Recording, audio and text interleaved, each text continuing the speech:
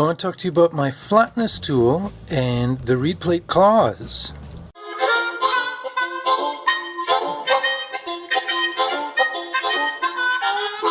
Reed plates can be bent and they can cause a problem. So you use my Flatness Tool to measure the flatness of the reed plate. You can use a shim if your eyes are not so great. You can poke around.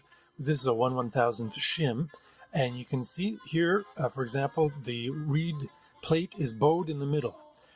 You can look with your eyes as well. This is a fluorescent light that I have at eye level, and you tilt the reed plate against the Flatness Tool, and it reveals where it's not flat. You fix that by using the claws. The Reedplate Claws gently can unbend a bow. The trick is to have them lined up straight. If they're not straight, you're going to lose control and your reed plate's going to go flying, and you'll get angry. So use the Reedplate Claws to gently unbend that bow. The Reedplate Claws fit in between the reeds. Once you've done that, you go back and check, make sure that you've gotten the bow out. The Flatness Tool can also be used on combs. In the same way, you measure the flatness, look up to a light. Here we see the comb is bowed, and there's a space right in the middle. How do you get rid of that? How do you fix that? You use some sandpaper and you use the Flatness Tool.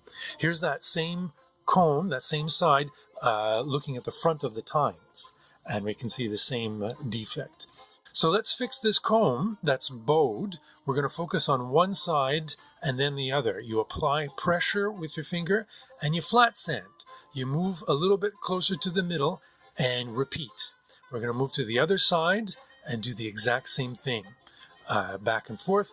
And then you even everything out by distributing the weight across the whole comb. And we're going to look at the light and see if we've corrected that defect, and indeed we have.